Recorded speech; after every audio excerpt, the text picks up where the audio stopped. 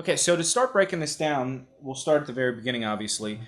You can look at this very beginning part as, now there's no chords being played under this, so as far as what he's thinking, he could be thinking a bunch of different things, and we'll go over a few of the things and the ways you might be able to use this. This very beginning,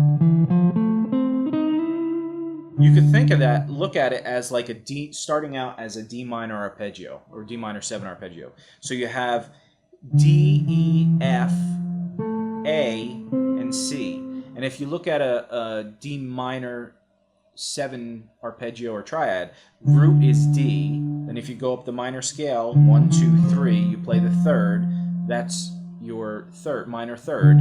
So you have F. Then your fifth, so 1, 2, 3, 4, 5, you have your fifth note of the scale. So you're playing 1, 3, 5, and that fifth is an A note. So D, F, A, and then you have your C note, right? You can play whichever you want for that sixth. But you have root, third, fifth, and seventh, and you're throwing a ninth in there, but it's more like a scale tone. Right? So you can look at it that way, and then when it gets this note and slides up here, you're sliding up to the ninth. So it could almost be like a D minor 9 arpeggio landing on the ninth over D. Right? The other way you could look at it is an F major 7 arpeggio. So you have starting on the sixth. Because you have the major 7 of F, which is E, then you have F, A, C, and then you slide into that major 7. And this note would be like a major or a flat 7. Okay? So you have F, A, C, and then you're sliding in this E flat note to the E, which is the major 7th of F major. I look at this more like in the key of F. You can look at it a bunch of different ways, or in the key of C major. So that's the beginning of the lick. So that little arpeggio, again, you could use over D minor, you could use over F major, you could use over a bunch of things. Again, that's, you can analyze this a million different ways. So again, I looked at it as F major 7,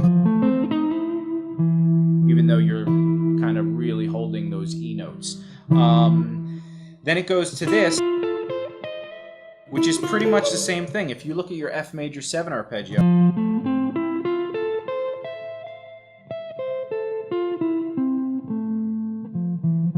right?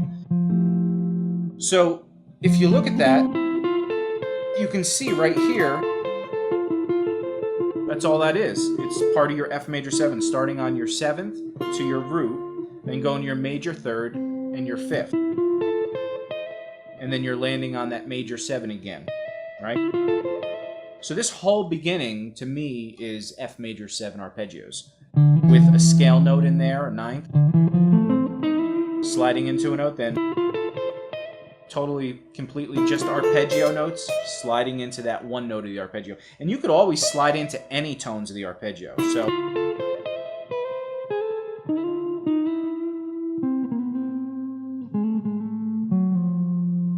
right? So take liberty of, if you're playing an arpeggio, slide in and out of some of the notes, bend some of the notes, and that'll really add flavor to just sounding kind of like stale arpeggios. So now, when it walks down this scale, you could look at it as, right, C major, skipping this B note, right?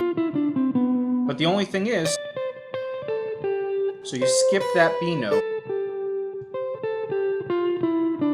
and then here you're throwing in a chromatic note, right? So now that's C major right there. C major, throwing in a chromatic note. So this whole thing is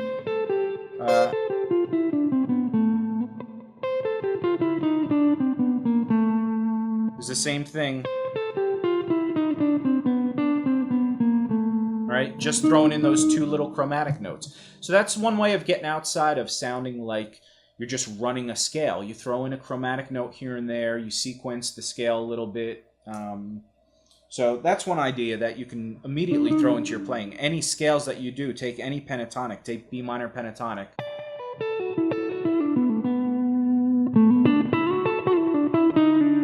Right? Just throw in that, it's a minor major third thing, but you're just thinking chromatically.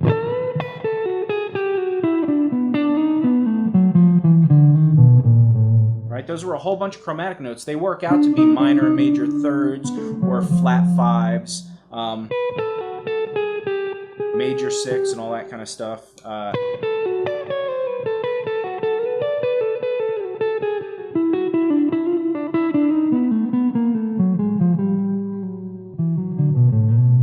Right?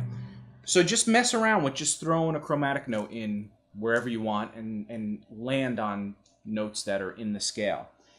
So now we got now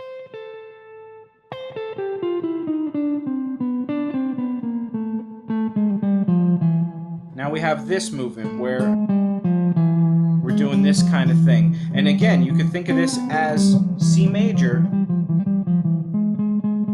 throwing in that one note, which is slightly kind of out, your minor sixth.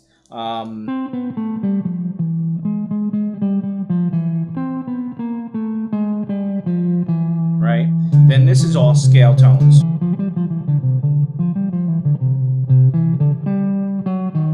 Now this part is kind of cool the way you might want to think about it. It's, again, the scale tones would be, right? But it's going from, so these two are the only notes really in the scale. This note is like a Lydian note, so it's a sharp 4. So you can play, and you can always do that when you're playing a major scale. You could raise the 4th degree to make it Lydian, for the most part, almost always, as opposed to, right?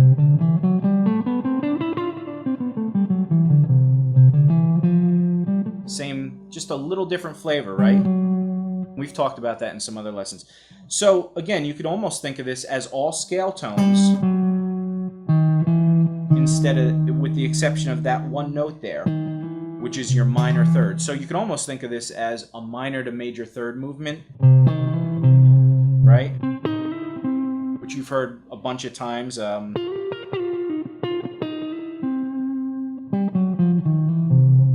But with this, I'm looking at it more like chromatic movement.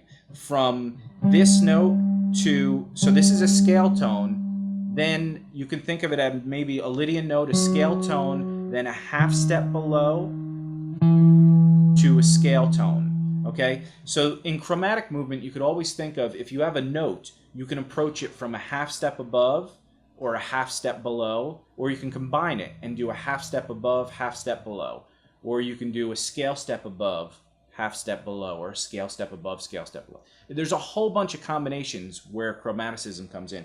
So if you're targeting this note, this E note, you can do, which is a half step above, half step below to the note.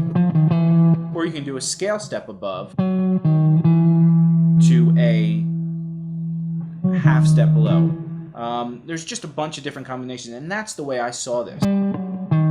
Because you hear that movement, it's really targeting that note. So you have,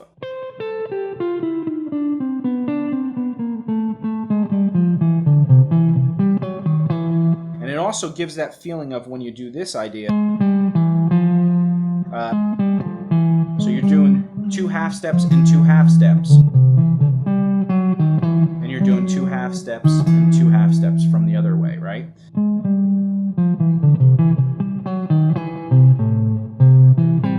And then this you could think of as like an A minor 7 arpeggio, root, minor third, 5th, 7th. Or you can think of it as a C major 6 arpeggio, C root, 3rd, 5th, and this is your 6th, right?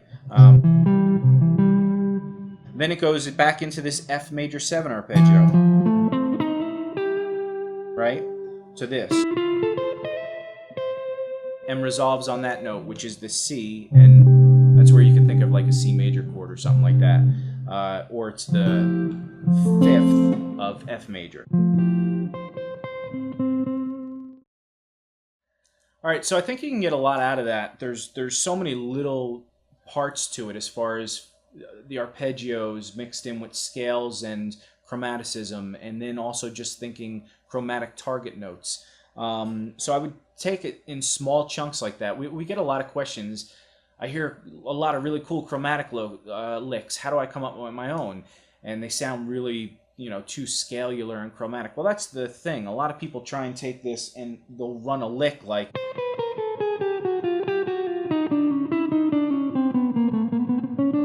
you're running every chromatic note instead of not thinking in terms of just running chromatic notes. Really think of scales and you're playing those ideas, but you're throwing in chromatic notes every once in a while. And it's not just in between notes. Those are cool, and those are really, really cool. But it's thinking about different ways, methods of doing chromaticism. Whereas, again, doing an arpeggio, we've talked about this before. So you take an A major arpeggio, right? But you approach from a half step above and half step below. So now most of the times you wouldn't do that whole lick, but if you're playing, say, A major stuff, right? Right there was all A major stuff.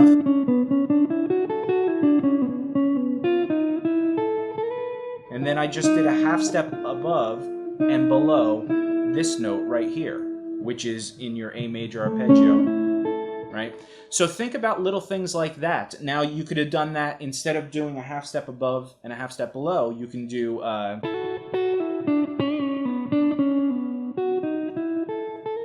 right? That was a scale tone above and a half step below, right? Approaching that note. So there's a million different combinations of this, and you don't just want to run a million chromatic notes. You may want to, if that's what you dig. But it's cool to break it up in this little way. Anyway, so enough talk. I hope you guys enjoyed that lesson and got a lot out of it. We're going to do a bunch more Alex lessons. I've bookmarked so many of his things on YouTube. He's just got so many great ideas, and his tone is just, I love his tone. It's just awesome. And that's not just the equipment he uses. It's his finger, like he does a lot of hybrid picking and stuff, and the dynamics that he uses his pick. It's just really, really good. One of my favorite players, actually. So, but we've got a whole bunch of lessons on like people like Larry Carlton and Robin Ford, and more Jimmy Herring and Scott Henderson lessons, and Alan Hines, and there's a few new guys coming up that we're doing in the next week or so that I think you guys will really enjoy. There's just too many guys out there that are just really good. So I hope you guys stick around. Again, check out guitarbreakdown.com. Click like, subscribe, all that kind of stuff. It helps us out. And comments and emails and all that stuff. We really enjoy kind of communicating with you guys, trying to help you guys out. And I hope to see you on the next lesson. Thanks, guys.